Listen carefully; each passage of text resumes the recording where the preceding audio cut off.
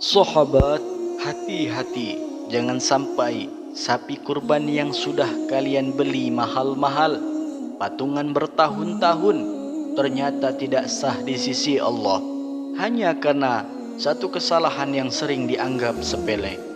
Bayangkan di hari raya Idul Adha, darah sudah mengalir, daging sudah dibagikan, semua orang merasa bangga sudah berkurban, tapi ternyata di langit amal itu tidak tercatat sebagai ibadah kurban. Kenapa?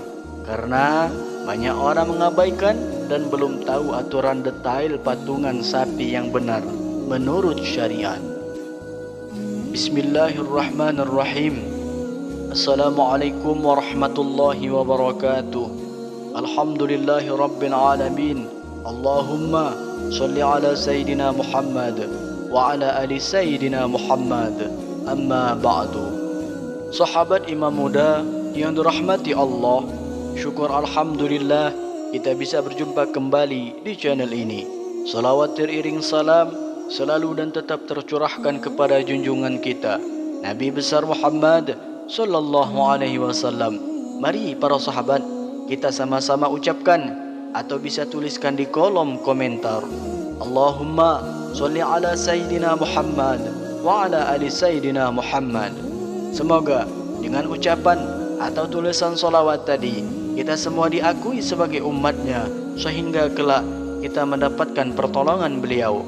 Harapan dan doa saya, semoga sahabatku semuanya selalu diberikan kesehatan, dilapangkan rezekinya, diampuni dosa-dosanya, dan dipanjangkan umurnya oleh Allah Subhanahu wa ta'ala.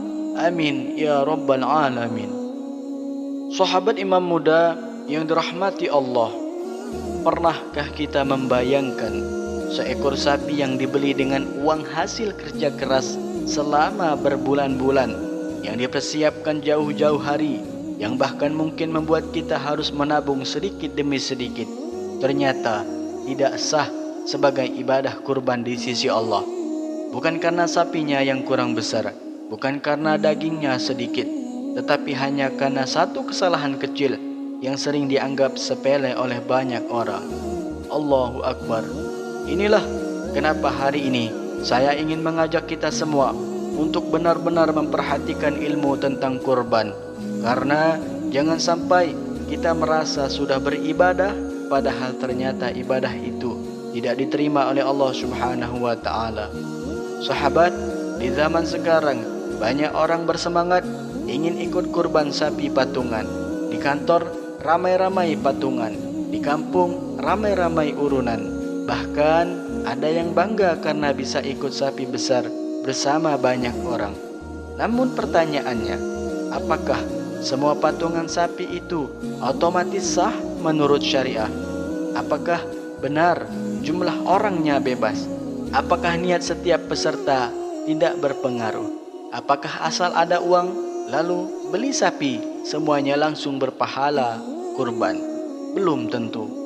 Yang lebih mengkhawatirkan lagi, masih banyak kaum muslimin yang belum memahami aturan ini secara benar. Mereka mengira bahwa yang paling penting dapat sapi, yang paling penting bisa foto saat penyembelihan, yang penting disebut panitia sebagai peserta kurban. Padahal di sisi Allah, ibadah itu bukan dinilai dari ramainya manusia yang memuji, tetapi dari benar atau tidaknya kita mengikuti tuntunan Rasulullah sallallahu alaihi wasallam. Sahabatku yang dirahmati Allah, ibadah kurban bukan sekedar menyembelih hewan. Kurban adalah simbol ketakwaan.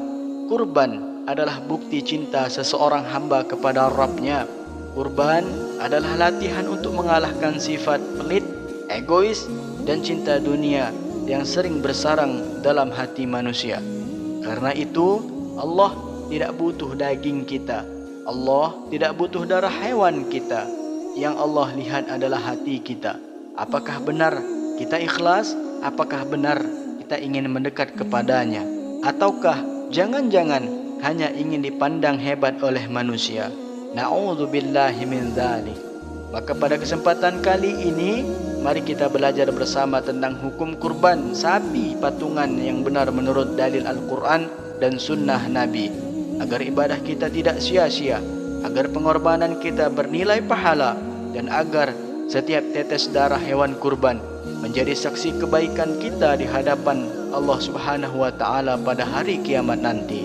Namun sebelum kita lanjutkan, mari para sahabat kita sama-sama berdoa kepada Allah. Silahkan sahabat tuliskan hajat, cita-cita, dan doa sahabat di kolom komentar untuk kita aminkan bersama-sama. Karena bisa kita bayangkan 40 orang saja yang mengaminkan doa kita, maka insya Allah akan diijabah oleh Allah Subhanahu wa Ta'ala. Amin ya rabbal alamin.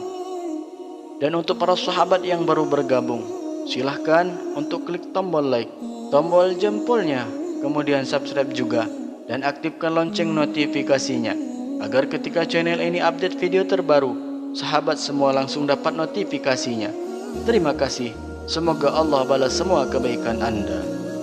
Sahabat imam muda yang dirahmati Allah, di masyarakat kita, patungan sapi untuk kurban memang sudah sangatlah umum.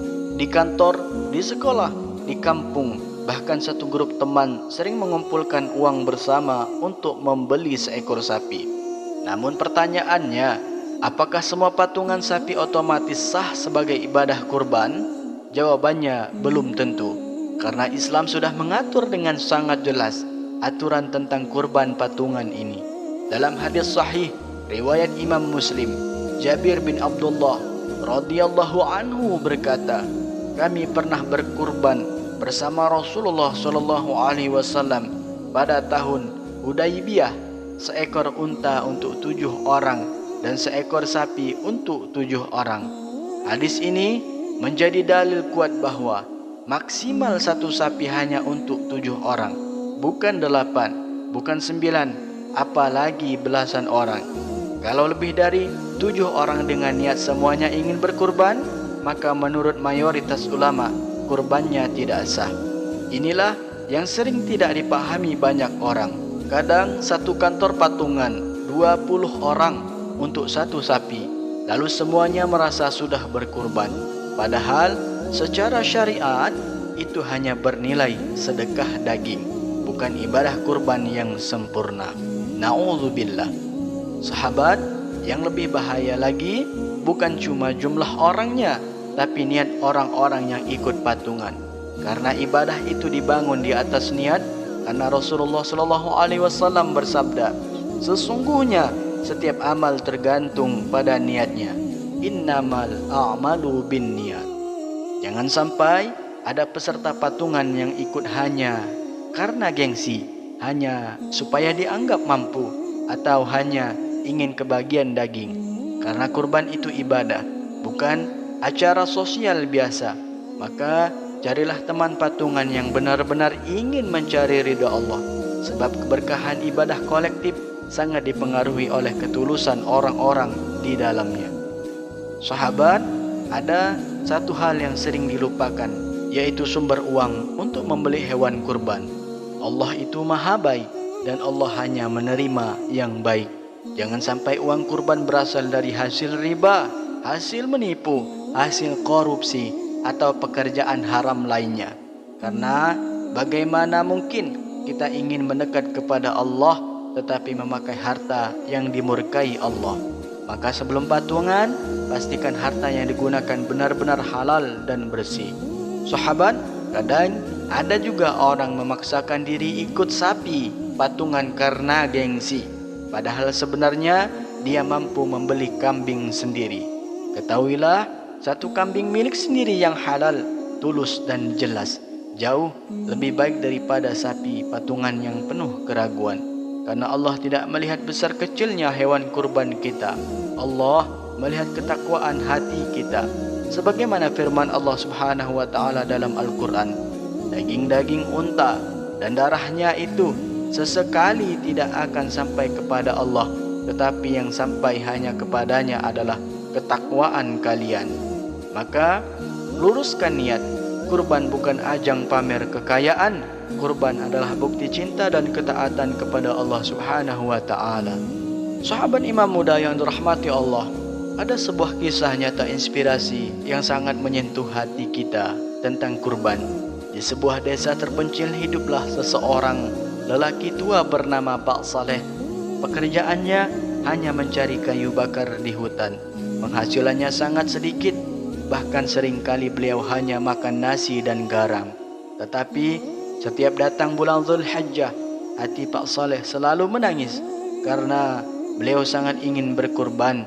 Beliau melihat orang-orang kaya membawa sapi besar ke masjid, sedangkan dirinya jangankan membeli sapi, membeli kambing pun tidak mampu. Suatu hari Pak Saleh memberanikan diri mendatangi sekelompok orang kaya yang sedang merencanakan patungan sapi. Dengar suara lirih beliau berkata, "Apakah saya boleh ikut patungan walau uang saya sedikit?" Namun sebagian mereka justru mentertawakan Pak Saleh. Mereka berkata, "Ini kurban sapi, bukan untuk orang miskin seperti kamu." Hati Pak Saleh hancur, namun beliau tidak marah. Beliau pulang lalu sujud sambil menangis kepada Allah. Sejak hari itu Pak Saleh mulai menabung dari recehan hasil menjual kayu bakarnya. Beliau rela menahan lapar demi bisa ikut kurban. Setahun kemudian Pak Saleh datang lagi ke masjid membawa kantong lusuh berisi uang receh. Kali ini ada 7 pemuda yang kekurangan 1 anggota patungan. Mereka menerima Pak Saleh dengan penuh hormat, tidak melihat sedikit atau banyaknya uang. Mereka akhirnya membeli seekor sapi sederhana. Namun malam sebelum penyembelihannya, salah satu pemuda bermimpi melihat sapi itu terbang ke langit, dan Pak Saleh duduk di atasnya dengan wajah bercahaya. Lalu terdengar suara, "Kurban yang paling diterima bukan yang paling mahal, tetapi yang paling ikhlas." Allahu Akbar. Sahabat, dari kisah itu kita belajar bahwa Allah tidak melihat siapa yang paling kaya, tetapi siapa yang paling tulus berkorban demi mencari ridhonya Allah Subhanahu wa ta'ala. Sahabat imam muda yang dirahmati Allah, jangan sampai kita sibuk membeli hewan kurban tetapi lupa mempelajari ilmunya, karena ibadah tanpa ilmu bisa ditolak. Pastikan patungan sapi maksimal 7 orang, semua peserta berniat ibadah, uangnya halal, hewannya sehat dan memenuhi syarat, dilakukan sesuai dengan tuntunan Nabi Sallallahu Alaihi Wasallam. Semoga tahun ini kurban kita benar-benar menjadi amal yang diterima oleh Allah, menjadi penghapus dosa dan menjadi kendaraan keselamatan kita di akhirat kelak. Amin ya rabbal alamin. Mari para sahabat, kita tutup dengan bersama-sama berdoa kepada Allah. Ya Allah, terimalah kurban kami, ampunilah dosa-dosa kami, berkahilah harta kami, jadikan ibadah kami ikhlas hanya karenamu. Ya Allah, jika tahun ini kami belum mampu berkurban, maka mudahkanlah rezeki kami di tahun-tahun berikutnya. Dan jika kami sudah mampu, jangan biarkan hati kami dipenuhi kesombongan. Jadikan setiap tetes darah berkorban kami sebagai saksi cinta kepadamu. Allahumma salli ala Sayyidina Muhammad wa ala ali Sayyidina Muhammad. Amin ya rabbal alamin. Kami akhiri. Wassalamualaikum warahmatullahi wabarakatuh.